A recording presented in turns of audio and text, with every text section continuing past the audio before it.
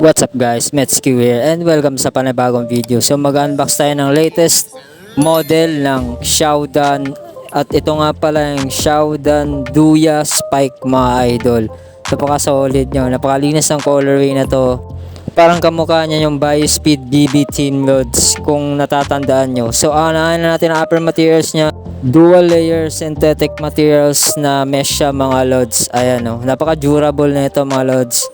Ayan, may plastic TPU siya sa lateral side for lateral containment yan mga loads. Ang ganda ng design niya mga loads, simple lang pero eye-catching yung red na color dito.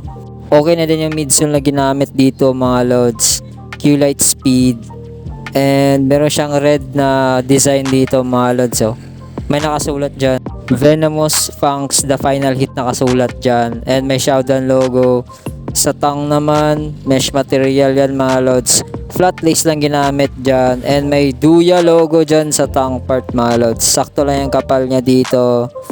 And sa insole naman, may Xiaodan logo dyan mga loads. Sakto lang yung kapal niya dito sa sock liner mga loads. Supportive din siya.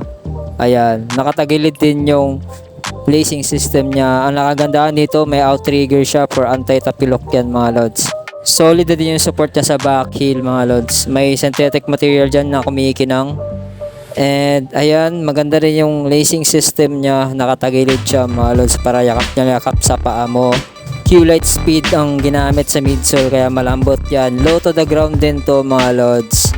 Ayan, nagamit ko na yan sa court. And napaka-solid ang performance niyan. May textile material dito sa back heel mga loads. For support na din yan sa sapatos. And meron din siyang pull tab. The best part dito yung outsole mga loads. Sobrang kapit niyan sa court. Napaka squeaky and matibay siya mga loads. Good for indoor outdoor courts din to.